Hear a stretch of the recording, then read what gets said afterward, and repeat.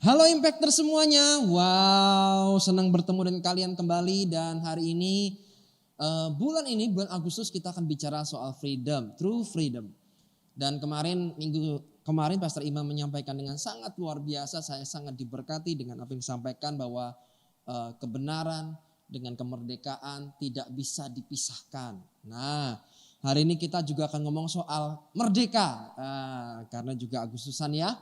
Sebentar lagi mau 17 Agustusan, makanya kita ngomong soal merdeka. Sebelumnya kita berdoa dulu ya. Tuhan terima kasih buat anugerah-Mu, minta roh hikmat, roh wahyu dan roh pengertian tengah-tengah kami dan ajari kami Tuhan supaya kami bisa overcome.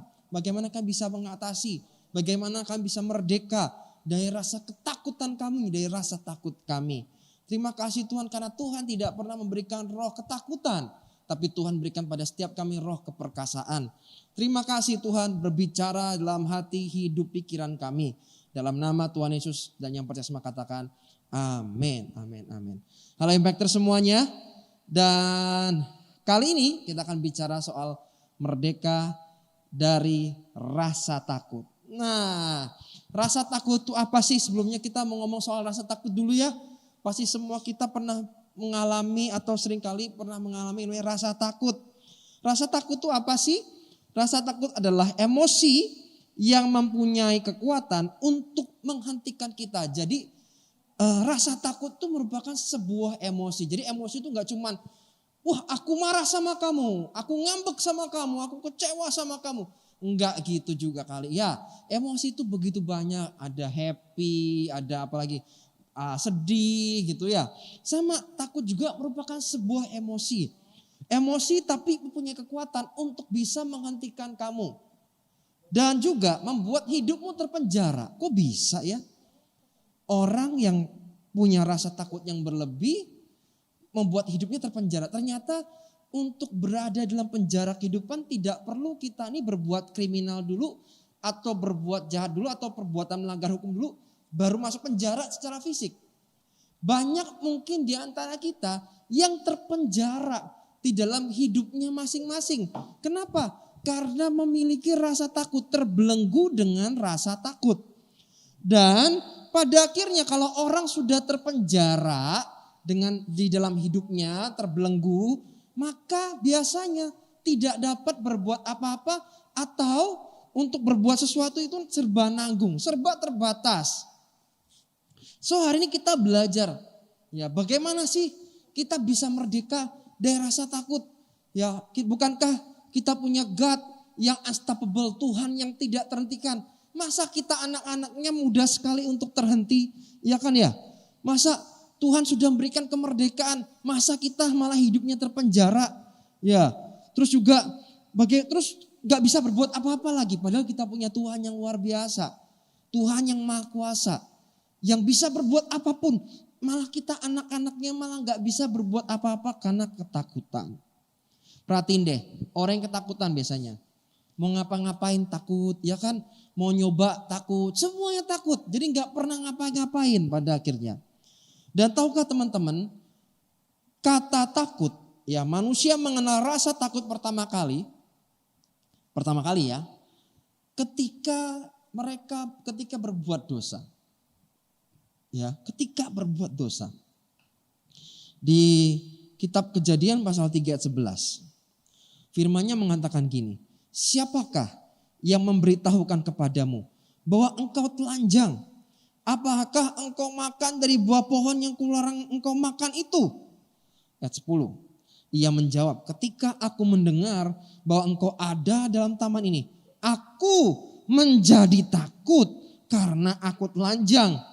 Sebab itu aku bersembunyi. Kalau kita lihat kata dosa pertama kali ditemukan ketika di kitab Kejadian pasal 3. Ketika manusia pertama kali berbuat dosa. Dosa itu apa sih? Nah mungkin dosa itu banyak kita tahunya berbuat jahat gitu ya. Padahal dalam bahasa Yunaninya disebut hamartia. Nah hamartia itu apa sih? Hamartia itu artinya meleset dari sasaran. Jadi semua hal yang meleset dari sasarannya Tuhan atau tujuannya Tuhan atau rencana Tuhan itu sebetulnya dosa. Maka dari itu tidak ada di antara kita yang hidup tanpa dosa.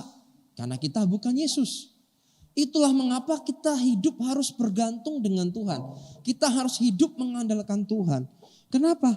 Karena kita ini gampang kepleset, ya kan? Gampang kepleset artinya kita mudah sekali untuk jatuh di dalam dosa.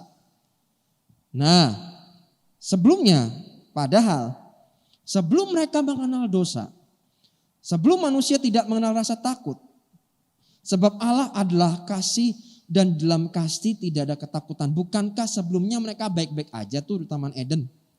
Mereka hidup bersama dengan Tuhan, mereka bercakap-cakap, mereka bergaul erat dengan Tuhan. Sampai tiba pada akhirnya manusia melakukan dosa di hadapan Tuhan.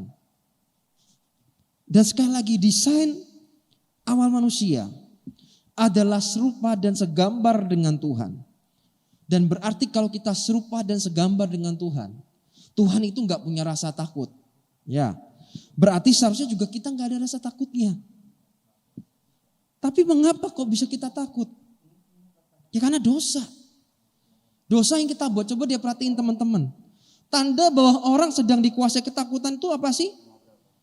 Biasanya yang dilakukan mereka adalah mereka berlari, kemudian mereka bersembunyi. Sama seperti kayak Adam dan Hawa. Ketika mereka jatuh dalam dosa, yang mereka kerjakan apa? Dikatakan mereka bersembunyi, mereka lari. Lari dari apa? Dalam kehidupan sehari-hari mungkin kamu justru berlari dari Tuhan. Kamu menjauh dari Tuhan.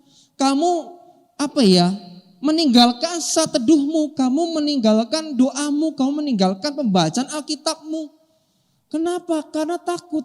Kenapa takut? Karena habis buat salah. Karena kenapa? Karena habis buat dosa. Ada dosa-dosa yang mungkin orang lain tidak tahu, tapi kamu tahu. Tapi justru karena banyak orang gak tahu dan kamu simpen rapat-rapat, itu membuat pada akhirnya kamu tuh ada rasa ketakutan, ada rasa intimidasi. Bahwa dikatakan mungkin aduh kamu tuh gak layak. Kamu tuh gak layak untuk datang ke Tuhan. Kamu tuh gak layak untuk datang ibadah. Aduh kamu tuh gak layak untuk datang sisi misalnya. Ya, iblis sukanya ngintimidasi. Kenapa? Karena kita menutup dosa itu rapat-rapat. Sehingga kita terus diintimidasi. Terus diintimidasi. Kita mau belajar sama-sama bagaimana kita bisa merdeka dari rasa takut.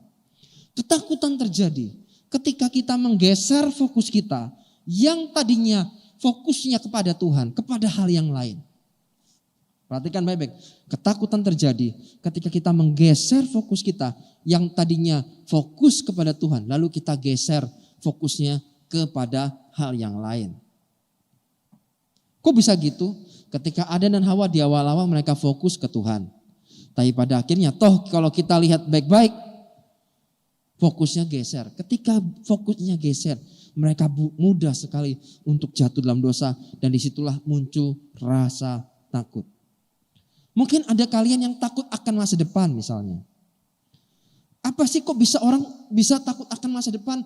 Padahal masa depannya belum terjadi. Tapi kok bisa takut banget tentang masa depan?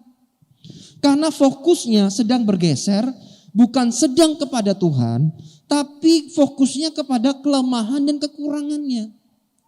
Karena kamu melihat kelemahanmu, karena kamu melihat kekuranganmu, engkau berkata bahwa saya takut sekali dengan masa depan saya. Kenapa kok begitu? Karena fokusnya sedang bergeser. Fokusnya tidak sedang kepada Tuhan. Fokusnya sedang bergeser ke hal yang lain. Kepada kelemahanmu, kekuranganmu, keterbatasanmu. Memang kita terbatas. Tapi bukankah kita punya Tuhan yang tidak terbatas?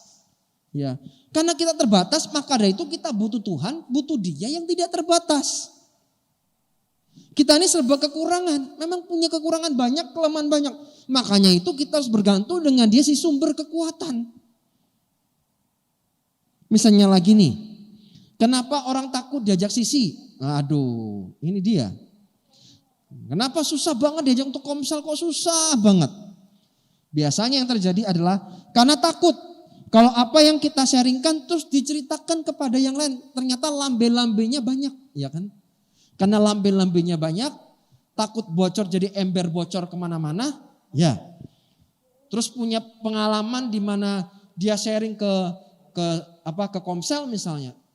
Terus Yang terjadi apa? Yang terjadi malah disebarluaskan kepada orang-orang yang seharusnya mereka nggak perlu tahu. Tapi karena mungkin pernah punya pengalaman yang demikian, tapi saya percaya sisi J.K. Moore Sharon semuanya baik-baik. Ya, jadi jangan takut kalau mungkin kamu pernah mengalami hal-hal yang seperti ini. Terus apa yang harus kita lakukan agar merdeka dari rasa takut? Yang pertama adalah mengubah cara pandang. Fokus kita hanya kepada Tuhan. Pastinya kalau engkau punya rasa takut, yang perlu kamu lakukan adalah mengubah cara pandang. Cara pandangnya bagaimana? Fokusnya diganti. Ingat bahwa kita pasti mencapai kepada tujuan ketika kita bisa fokus. Fokusnya jangan diganti, fokusnya harus kepada Tuhan. Fokusnya jangan diganti kemana-mana. Apalagi kalau kamu lihat terus kekuranganmu, kamu lihat kelemahanmu terus, kamu melihat ketidaklayakanmu, kamu melihat ketidakberhargaanmu, terus kamu merasa bahwa bagaimana tentang mengatasi rasa takut saya. Karena ketika kita dikuasai ketakutan, yang terjadi adalah yang pertama, kita tidak percaya dengan Tuhan. Pasti orang yang sedang dikuasai dengan ketakutan begitu luar biasa, cenderung untuk tidak percaya kepada Tuhan atau sedang meragukan Tuhan. Iya atau iya? Biasanya sih iya. Ya kan? Masa bisa takut kalau misalnya, wah aku percaya Tuhan penuh. Wah masa terus takut? Ya saya percaya itu pasti sedang meragukan Tuhan. Atau tidak percaya dengan Tuhan. Nah setelah tidak percaya dengan Tuhan, berikutnya yang terjadi apa? Berikutnya yang terjadi adalah pasti menjauh dari Tuhan. Ada gitu orang yang gak percaya, misalnya aku gak percaya dengan siapa, si A misalnya ya. Aku gak percaya sama si A. Karena aku gak percaya si A, si A tak deketin. Ya masa gitu ya, menurut saya ya kalau saya ngerti ini orang yang tampaknya tidak bisa dipercaya, ya ngapain saya deketin gitu ya. Pasti saya membangun batasan ya. Jadi tapi sama juga dengan hubungan kita dengan Tuhan. Begitu kita meragukan Tuhan, begitu kita tidak percaya dengan Tuhan, yang terjadi adalah kita pasti menjauh dari Tuhan. Dan tahukah bahwa ketika kita menjauh dari Tuhan, rasa takut menguasai, itu akan mengubah gambaran Tuhan yang sebenarnya. Bukankah Dia Tuhan yang baik? Bukankah Dia Tuhan yang luar biasa? Bukankah Dia Tuhan yang maha kuasa, sanggup melakukan segala perkara? Tapi kita bisa berkata bahwa ini kayaknya Tuhan itu kok jahat banget sama saya ya. Tuhan itu kok kayaknya mengecewakan sekali ya. Kok aku dibiarin seperti ini ya. Gambarannya terhadap Tuhan tiba-tiba berubah. Kenapa? Dikuasai ketakutan. Engkau akan mempertanyakan, Tuhan sanggup gak ya nolong saya? Tuhan sanggup gak ya mencukupi kebutuhan misalnya. Jadi begitu banyak ya. Rasa takut tuh bisa ngebuat, mungkin kamu takut gak dapet jodoh misalnya. Aduh, ya kau akan berkata, apakah Tuhan itu bisa ngasih saya jodoh ya? Waduh, ya. Jadi ketika kita takut seringkali kita tanpa sadar mengubah gambaran pribadi Tuhan yang sesungguhnya. Dan biasanya cara doa kita biasanya juga ikut berubah. Kalau yang benar, ya, kalau yang benar, cara doa yang benar itu apa sih? Cara berdoa yang benar adalah bertanya kepada Tuhan. Tapi ketika kita dikuasai oleh rasa takut yang begitu berlebihan, yang terjadi bukan bertanya kepada Tuhan, tapi mempertanyakan. Ingat, bertanya dengan mempertanyakan adalah dua hal yang berbeda. Mempertanyakannya apa? Mempertanyakannya situasinya. Tuhan kok bisa begini? Kenapa aku alami kondisi yang situasi yang tidak mudah begini? Kok yang itu enak? Si dia kok nggak ngalamin ya kayak aku ya? Malah intinya mempertanyakan. Tapi kalau kamu sedang mendekat kepada Tuhan, tidak dikuasai rasa takut yang berlebihan, caramu doa akan bertanya, Tuhan, melalui peristiwa ini, melalui situasi ini, melalui kondisi ini, Tuhan itu mau berbicara apa buat saya? Melalui peristiwa ini Tuhan mau ngomong apa buat saya? Nah, itu namanya bertanya. Tapi kalau sudah mempertanyakan cenderung malah mempersalahkan. Nah, dia malah mempersalahkan. Bisa dibayangkan itu kalau sudah mempersalahkan. Padahal Tuhan gak pernah salah. Kitanya yang salah. Respon kita yang salah. Nah, saya ingin menunjukkan lagi nih.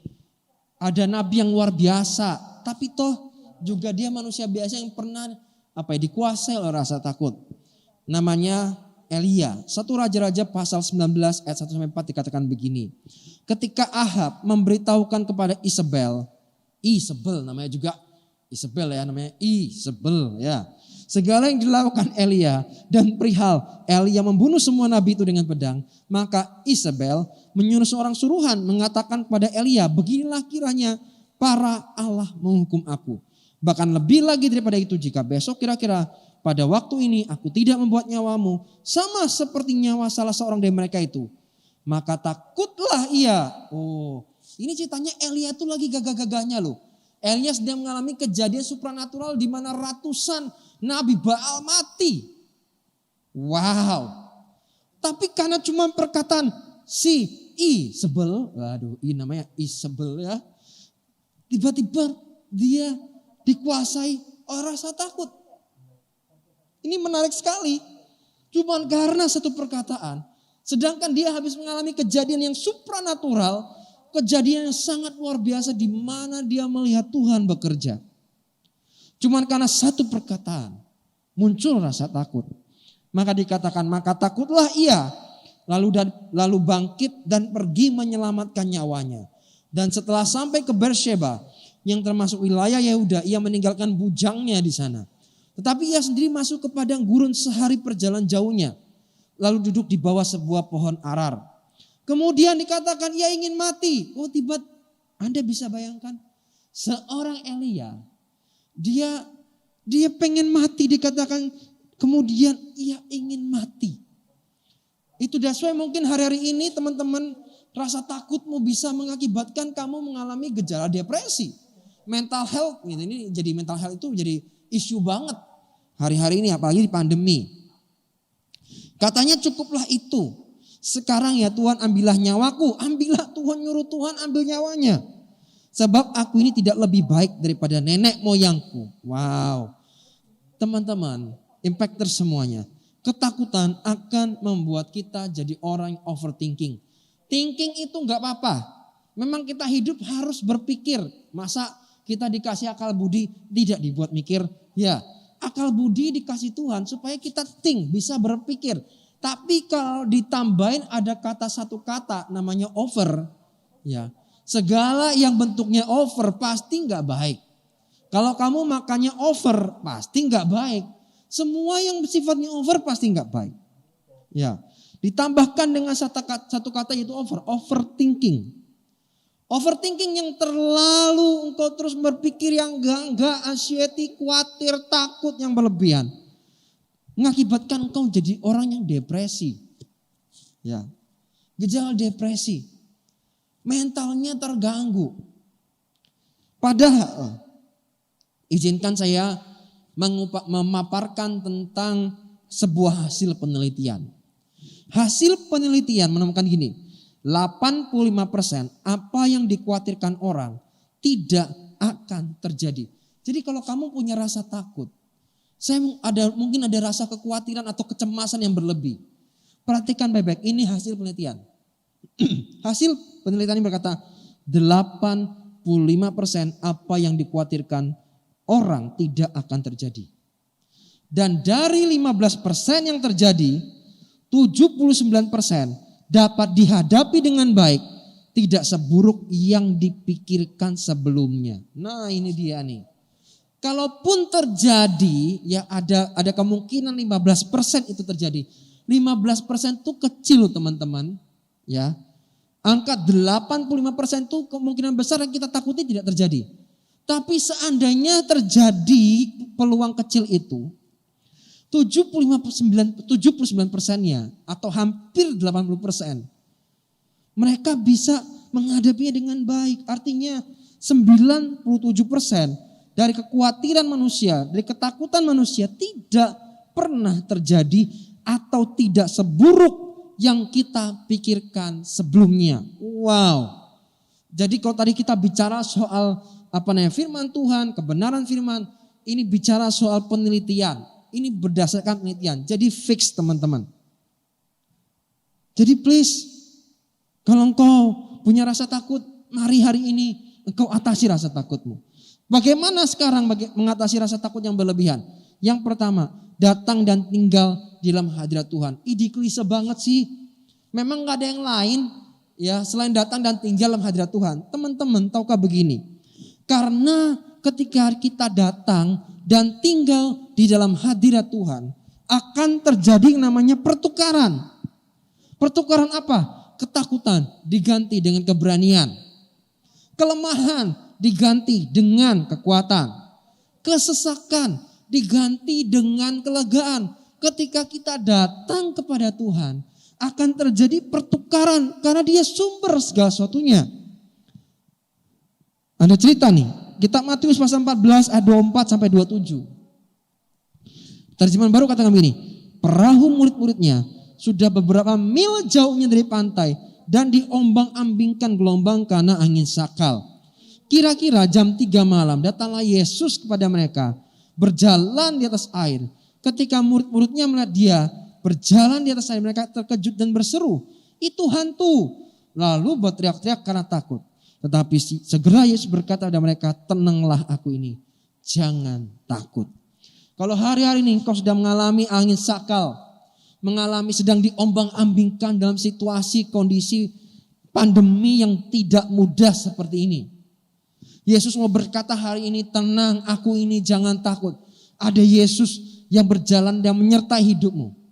Kalau ada Tuhan di dalam perahu kehidupanmu, mau angin sakal, engkau diombang-ambingkan ombak, asal ada Yesus di sana. Kalau kita baca ayat ini, pada akhirnya angin sakal itu reda. Dan ombak yang tadi mengombang-ambingkan perahu mereka tenang. Kenapa? Karena ada Yesus. Kalau kita mengerti, seandainya ada Yesus ada dalam kehidupan kita, ada di dalam rumah kita, ada di dalam keluarga kita, ada dalam pekerjaan kita, atau di dalam studimu. Saya percaya, walaupun kau diombang-ambingkan, ketika ada Yesus di sana, Yesus sanggup buat mujizat, buat pemulihan di sana. Yang kedua, bagaimana kita mengatasi? Sadari dan terima. Kitab Markus pasal 9 ayat 21-25 katakan begini. Lalu Yesus bertanya kepada ayah anak itu, sudah berapa lama ia mengalami ini? Jawabnya, sejak masa kecilnya. Dan seringkali roh itu menyeretnya ke dalam api ataupun ke dalam air untuk membinasakannya. Sebab itu, jika engkau dapat berbuat sesuatu, tolonglah kami dan kasihanilah kami. Jawab Yesus, katamu jika engkau dapat, tidak ada yang mustahil bagi orang yang percaya. Segera ayah anak itu berteriak, aku percaya. Dikatakan, tolonglah aku yang tidak percaya ini. Ketika Yesus melihat orang banyak makin datang berkerumun, ia menegur roh jahat dengan keras katanya, hai kau roh yang menyebabkan orang menjadi bisu dan tuli, aku memerintahkan engkau keluarlah daripada anak ini dan jangan memasukinya lagi. Dan seketika itu juga roh jahat itu keluar dari anak ini. Kuncinya apa? Ketika ada seseorang yang sadar dan menerima keadaannya. Seringkali kita denial. Engkau takut gak? Enggak. Engkau takut gak? Enggak. Padahal kita harus sadar dulu. Iya, saya memang takut kok. Gitu loh.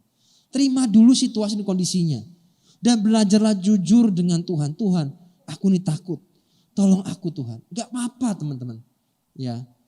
Bukan sesuatu yang menajiskan ketika engkau berkata jujur di depan Tuhan. Itu bukan sesuatu yang najis. Jujur itu ketika engkau bisa jujur di depan Tuhan, saya percaya Tuhan menghargai, Tuhan menghormati kejujuranmu. Menurut saya yang membuat anak ini selamat, karena ada seorang ayah yang berkata bahwa Tuhan, tolonglah aku. Aku yang tidak percaya ini, itu yang membuat dia selamat. Ketika dia bisa jujur dengan dirinya.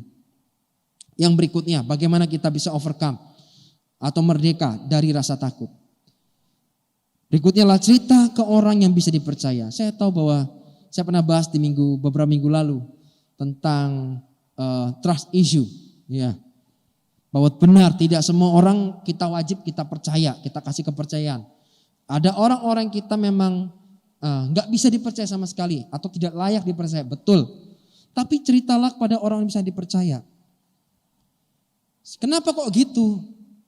Cirinya apa? Nah, minggu lalu kita belajar dari Pastor Iman berkata bahwa carilah orang yang dipercaya itu seperti apa sih yang bisa membangun kamu, membuat kamu makin dekat dan kenal Tuhan. yang bisa nerima kamu apa adanya bahkan sekalipun yang terburuk, yang memiliki pengertian. Ceritalah kepada orang yang lebih dewasa, mempunyai kriteria seperti ini. Dengan kita berbagi dengan orang lain, mungkin masalah yang harus dihadapi sama. Masalahnya sama. Bedanya apa sih? Bedanya adalah beban pikiran kita berkurang. Dan kita tahu bahwa kita tidak sendirian.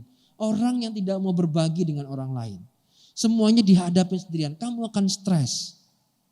Itu enggak baik. Belajar untuk open. Belajar untuk terbuka dengan yang lainnya. Supaya apa sih? Beban pikiranmu berkurang. Dan kau tahu bahwa ada orang yang berdiri bersama-sama dengan kamu. Ada orang-orang yang berjalan bersama dengan kamu. Ada orang-orang yang berdoa buat kamu. Supaya apa sih? Supaya engkau menang. Khotbah 4 ayat 9-10 versi BMK. Berdua lebih menguntungkan daripada seorang diri. Kalau mereka bekerja hasilnya akan lebih baik. Kalau yang seorang jatuh, yang lain dapat menolongnya. Tapi kalau seorang jatuh padahal ia sendirian, celakalah dia karena tidak ada yang menolongnya. Sekali lagi, untuk kita bisa merdeka dari rasa takut, engkau tidak bisa sendirian. Engkau membutuhkan orang lain. That's why kenapa kita ngomong soal sisi dan sisi dan sisi. Karena saya tahu persis bahwa kita gak bisa hidup sendirian. Dan yang terakhir, hati-hati apa yang kita dengar. Ya, tips yang terakhir. Hati-hati apa yang kita dengar. Kenapa? Karena tidak semua cerita atau berita harus kita tahu dan kita dengar. Contoh, kalau tiap hari kamu konsumsi Bapak, Ibu, Saudara, hari ini COVID-19 yang meninggal setiap hari sekitar 1.000 lebih. Wah, kalau Anda mengkonsumsi itu terus kamu updatein terus. Bukan tambah sehat, tambah stres iya. Tambah punya rasa takut-takutan yang berlebih iya. Bukannya waspada lagi, ketakutan. Udah ketakutan gitu, imunnya turun. Kok imunnya turun? Malah gampang kena. Nah, makanya tidak semua cerita atau berita harus kita tahu dan kita dengar. Apalagi cerita gibahannya orang. Waduh, nah itu dia ya. Kadang kita nggak perlu dengar lah ya. Kemudian nih, kabar busuk bisa membuat kita ketakutan dan membuat hidup kita mengalami penurunan. Jadi kabar busuk, ada kabar baik, ada kabar busuk. Kabar busuk hanya membuat kita hidup ketakutan dan mengalami penurunan. Tapi kabar baik bisa membuat hidupmu mengalami mujizat, pemulihan, dan semakin membuat kita ingin dekat kepada Tuhan. Kalau kita lihat di Alkitab ada cerita wanita yang 12 tahun pendarahan. Bukankah bagaimana dia punya iman? Asal ku jamah saja jubah-jubahnya aku akan sembuh. Dari mana si wanita ini berkata begitu? Kalau kita baca baik-baik kitab Markus dikatakan karena dia sudah mendengar berita tentang Yesus. Dia sudah mendengar kabar baik apa yang Yesus bisa perbuat. Jadi hari-hari ini kalau engkau sedang masih dibelenggu dengan rasa takut, dengarkan baik-baik. Kabar baik, kebenarannya dari Tuhan, firman Tuhan akan membuatmu terbebas dari rasa takut. Firman Tuhan akan membuat kau bebas dari overthinking. Karena cara kita mendengar dan berita apa yang didengar menentukan arah masa depan. Dan rasa takut itu bukanlah masalah utamanya. Kok bisa? Karena masalah utamanya adalah bagaimana kita bisa mengelola respon kita dengan benar dari rasa takut yang kita hadapi. Jadi sekali lagi, rasa takut bukanlah masalah utamanya. Tapi masalah utamanya adalah bagaimana kita mengelola respon dengan benar dari rasa takut yang kita hadapi. Itulah masalah utamanya. Kalau kita mungkin pernah lihat The Great Wall, ya, tembok Cina dibangun karena ada satu kaisar yang begitu ketakutan. Dia punya rasa takut kalau negaranya diserang dari suku bangsa utara, sehingga dia membangun The Great Wall. Dia rasa takut. Ternyata rasa takut yang dikelola dengan baik. Kalau kita ngelihat The Great Wall, tembok besar Cina, kalau semua orang Indonesia kalau ke sana pasti mampir ke sana. Kenapa? Karena itu bagian dari 7 keajaiban dunia. Ternyata rasa takut yang bisa dikelola dengan baik, hasilnya justru kebalikannya, bukan negatif yang didapatkan, malah mendapatkan hasil yang positif. Saya closing ini ya, ayat firman Tuhan terakhir aja. Mazmur pasal 23 ayat 1 sampai 4 dan kita selesai. Mazmur Daud, Tuhan adalah gembalaku, takkan kekurangan aku. Ia memberikan aku di padang yang berumput hijau. Ia membimbing aku ke air yang tenang. Ia menyegarkan jiwaku. Ia menuntun aku di jalan yang benar. Oleh karena namanya, sekalipun aku berjalan dalam lembah kelaman, aku tidak takut bahaya. Sebab Engkau besertaku. Gadamu dan tongkatmu itulah yang menghibur aku. Sekalipun kita sedang berada di dalam situasi kondisi yang mudah, melewati lembah kekelaman, firman Tuhan katakan, Tuhan menyertai kita. Itu yang buat kita berkata, aku enggak takut lagi akan bahaya. Aku enggak takut lagi akan masa depan. Karena ada Tuhan yang menyertai hidupku. Amin. Yuk kita doa. Tuhan Yesus, terima kasih buat anugerah-Mu. Pesanmu sudah hamba sampaikan, hamba berdoa dalam nama Yesus. Ini akan jadi berkat buat teman-teman yang mendengar. Dan aku berdoa dalam nama Yesus, mereka yang sedang terbelenggu oleh rasa takut di dalam nama Yesus. Engkau dimerdekakan, engkau dibebaskan dari rasa takutmu. Karena Tuhan tidak pernah memberikan kepadamu roh ketakutan, melainkan roh keperkasaan, roh keberanian. Terima kasih Tuhan, karena dalam kasih tidak ada yang namanya ketakutan. Terima kasih Tuhan, dan angkat tanganmu.